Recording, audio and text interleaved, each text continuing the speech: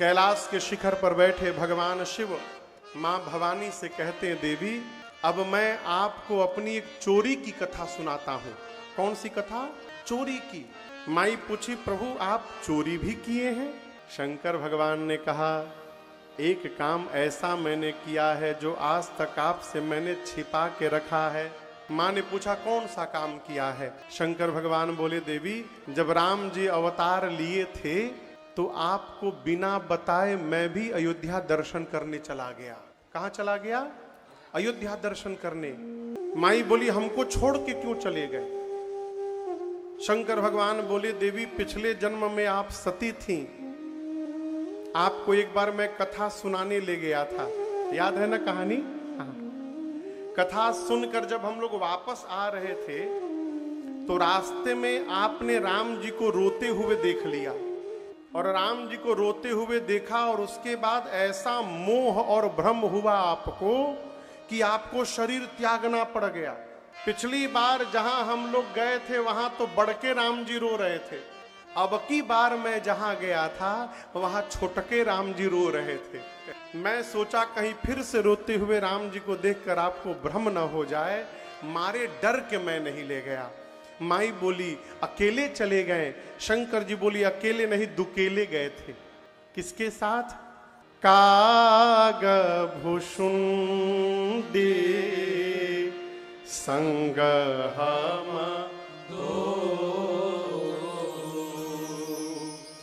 मनुजा रूप जानई नहीं को। भगवान शंकर बोले, काग भुषुंडी जी को लेकर मैं गया।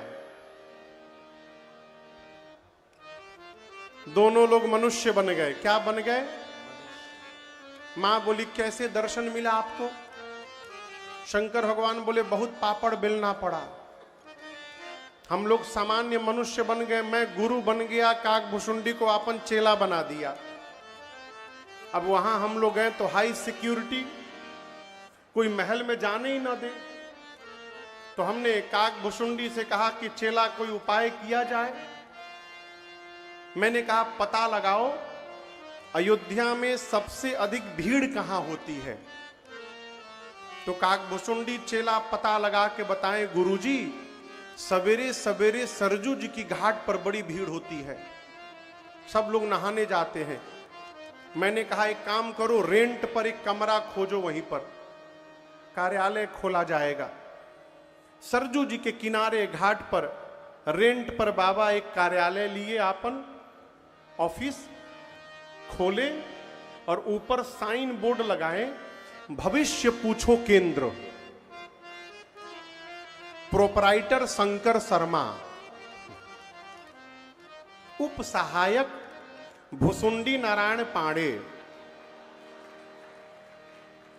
ऑफिस खुल गई बाबा की। शंकर भगवान बोले कि कस्टमर बुलाना चाहिए, तो नया नया बिजनेस ऐसे कस्टमर आएंगे नहीं, ऑफर देना पड़ेगा। एक काम करो, सवेरे सवेरे प्रचार करो, जब लोग नहाने आए कि गुरु जी आए हैं, भविष्य बताते हैं, 1 महीना तक फीस नहीं लेंगे, फ्री में बताएंगे। अब भारत में फ्री के नाम पर क्या हो रहा है आप लोग तो जान ही रहे हैं। जैसे लोग सुने कि 1 महीना तक फीस नहीं लगेगा, लंबी लाइन लग गई बाबा के कार्यालय के आगे।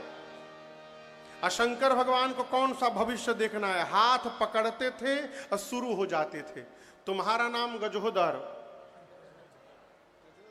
बाबूजी के ही नाम, बाबा के ही नाम, परबाबा के ही नाम। अरे प्रभु सही बता रहे हैं, सवेरे तुम पराठा खाए हो आलू का ना, 2 दिन पहले मारो खाए थे घर में। अरे बाबा आप तो सब जानते हैं।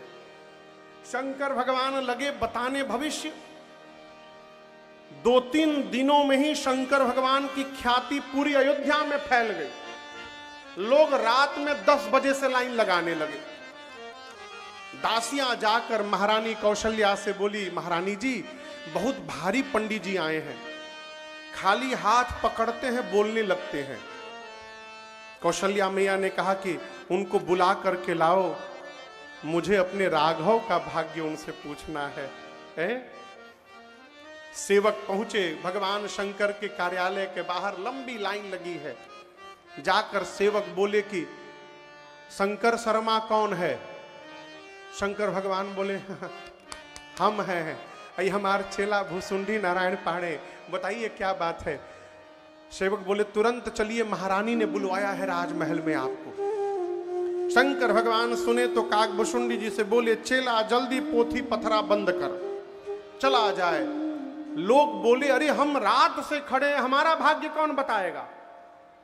शंकर जी बोले तुम्हारा भाग्य तुम जानो, अब हम अपना भाग्य देखने के लिए जा रहे हैं, बुलावा आ गया है अंदर से।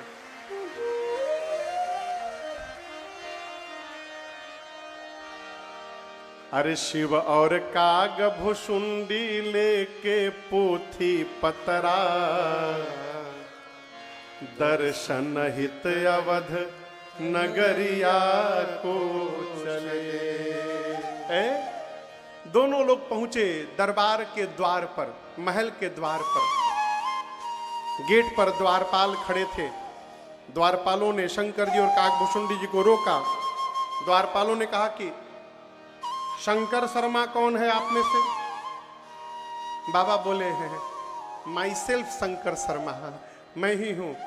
द्वारपालों ने कहा कि आपके नाम का पास बना है, इसलिए भीतर केवल आप जाएंगे, आपका चेला नहीं जाएगा। शंकर जी बोले कोई बात नहीं, चेला को बाहर रखिए। काकभुसुंडी जी बोले बाबा आए साथ में, भीतर जाने की बारी आई तो हम बाहर।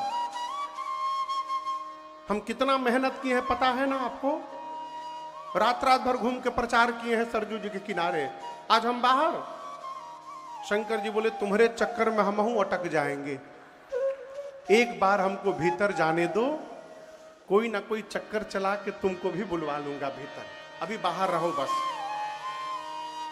काकभुसुंडी जी बाहर रुक गए, शंकर भगवान भीतर गए। कौशल्या मैया ने देखा विप्रवेश, चरणों का पूजन किया है, बाबा का दिव्य आसन पर बिठाया है। और राम जी को मां गई भीतर और अपनी गोद में प्रभु को लेकर के आई। जैसे शंकर भगवान ने राम जी का पहला दर्शन पाया न हो, बाबा कृत्य कृत्य हो गए। और आप दर्शन करिए, राम जी को देखते शंकर जी को काकभुसुंडी जी की याद आ गई कि चेला हमारे बाहर बैठा है। मैया लेकर के आई, बोली बाबा मेरे बाबू का भाग्य बताइए ना। शंकर जी बोले गड़बड़ी है। मां बोली क्या गड़बड़ी है? शंकर जी बोले बच्चे में गड़बड़ी नहीं है, गड़बड़ी ये है कि हमार सब पोथी पतरा हमारी चेला के लगे है, अब मेरा चेला बाहर फंसा हुआ है, यदि भीतर आ जाए तो हम कुछ बताएं। स्पेशल एंट्री हुई काकभुसुंडी जी की। काकभुसुंडी जी भीतर गए, बाबा को देख के मन ही मन बोले नमः पार्वती पतये हर हर महादेव। मन ही मन बाबा की जय जयकार किए। शंकर भगवान के गोद में मां ने राम जी को दे दिया। राम जी छोटे हैं एकदम, बालक शिशु, गोद में भगवान शिव पकड़े हैं और एक हाथ ले करके भगवान का देखने लगे। अब काकभुसुंडी जी बेचैन हो गए हैं, गुरु जी अकेले अकेले लूट रहे हैं, हमको पूछ भी नहीं रहे हैं। काकभुसुंडी जी ने कौशल्या जी से कहा कि नमस्ते उप सहायक,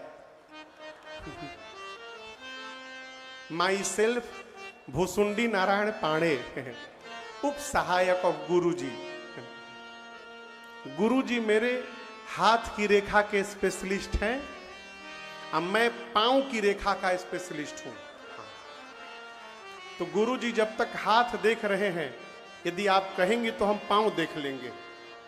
मां बोली देखिए, अब भगवान के छोटे छोटे पांव हो।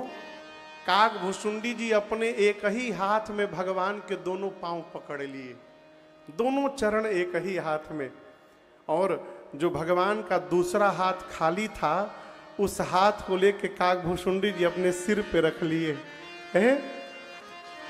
शंकर भगवान देखे तो बोले हम गुरु होके केवल हाथ पकड़े हैं, आई चेला होके हाथ पांव दोनों पकड़ लिया। चेलवा हमसे आगे निकल गया हो। कागभूषुंडी जी के भाग्य पर भगवान शंकर भी आज गदगद हो गए हैं।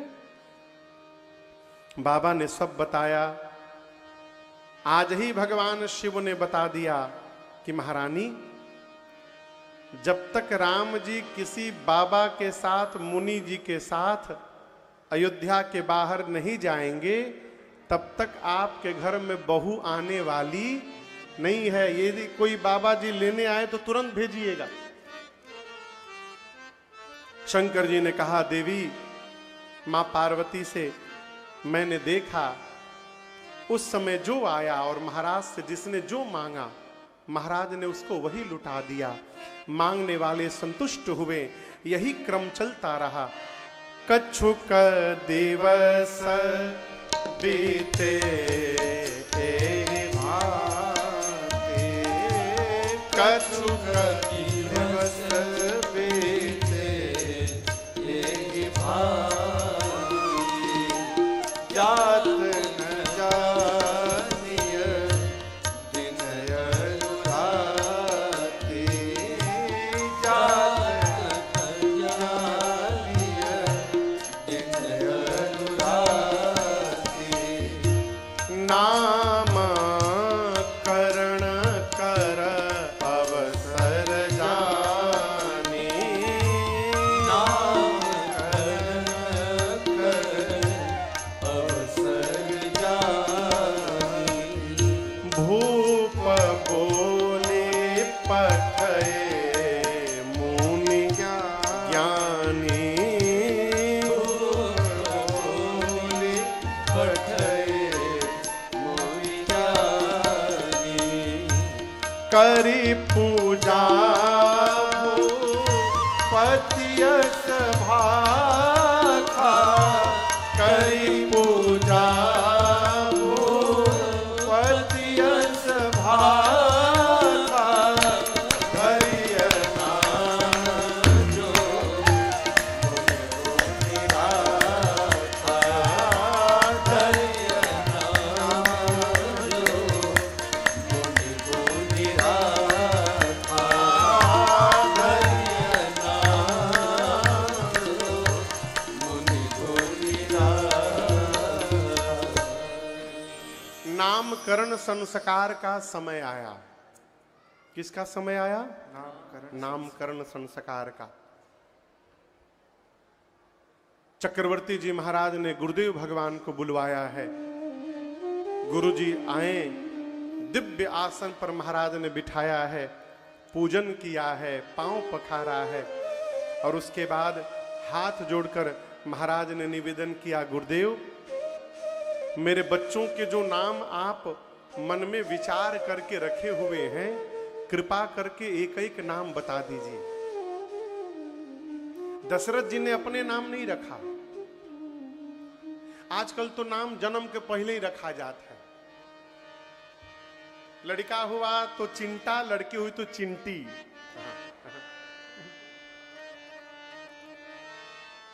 16 संस्कार में से एक संस्कार है नामकरण संस्कार। जन्म होने के बाद श्रेष्ठ समय मुहूर्त का विचार करके घर में भगवान श्री सत्यनारायण की कथा सुन करके हवन आदि यज्ञ करके और किसी श्रेष्ठ के मुख से, आप जिसको श्रेष्ठ मानते हो, उसके मुख से बालक बालिका का नाम रखवाना चाहिए। ये नियम है। और नाम भी कैसा होना चाहिए? भगवान का। आप दर्शन करिए, आज से 20 साल पहले क्या नाम रखे जाते थे? 25 साल 30 साल पहले। आज का नाम रखे जा रहे हैं भगवान मालिक है, ईयान। हमको तो हंसी आती है। नाम, मैं बच्चों से नाम जरूर पूछता हूं, का नाम है? जैसे कोई ईयान पियान मियान जियान सुनावत है ना, दया आती है माई बाप के ऊपर। आपको बताऊं, आप आज भी दक्षिण भारत में जाइए, दक्षिण भारत में आज भी आप यदि 100 नाम सुनिएगा तो 100 में से 99 नाम भगवान के मिलेंगे आज भी। क्यों? बच्चों के नाम यदि भगवान के नाम पे रहेंगे, इसी बहाने जितनी बार बच्चों को बुलाइएगा, भगवत नाम का उच्चारण होता रहेगा जिह्वा से हो और कल्याण हो जाएगा।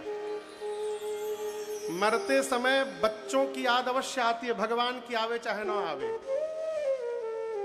कहीं बच्चों को ही बुलाने के बहाने मरते समय भगवत नाम उच्चारित हो गया हो तो बन गया काम अपना। अजामिल इसी में तो तरी गए। भैया बैठे हैं भागवताचार्य जी, भागवत की कथा है ना अजामिल की। हाँ, मुझे ज्ञान नहीं है उसका, इसलिए मैं जो सुना वो सुना रहा हूं। अजामिल महापापी, पत्नी ने एक महात्मा से पूछा कि मेरे पति का उद्धार कैसे होगा। अजामिल की पत्नी ने, महात्मा जी ने कहा एक काम करना, बेटे का नाम नारायण रख देना। बेटा हुआ, उसने नाम रखा नारायण। अजामिल पापी था लेकिन बेटे को बहुत प्रेम करता था अपने। जब मरने का समय आया ना तो अपने बेटे को ढूंढ रहा था, नारायण कहाँ हो तुम, एक बार आ जाओ नारायण, एक बार नारायण आ जाओ। वो बुला रहा था अपने बेटे को। भगवान बैकुंठ में बोले अपने बेटे को नहीं, ये मुझ नारायण को बुला रहा है। भगवान ने अपने पार्षदों को भेज दिया। महापात की रहा अजामिल, उसे मिला सुरधाम। पापी को मिल गया कैसे? नारायण आ गए लिया जब पुत्र का अपने नाम। नारायण आ गए लिया जब, नारायण आ गए लिया जब पुत्र का अपने नाम। संकट हारे हो हम आए शरण तिहारी, अवध बिहारी हो हम आए शरण तिहारी। केवल नारायण नाम होने के कारण अजामिल को सदगति प्राप्त हो गई।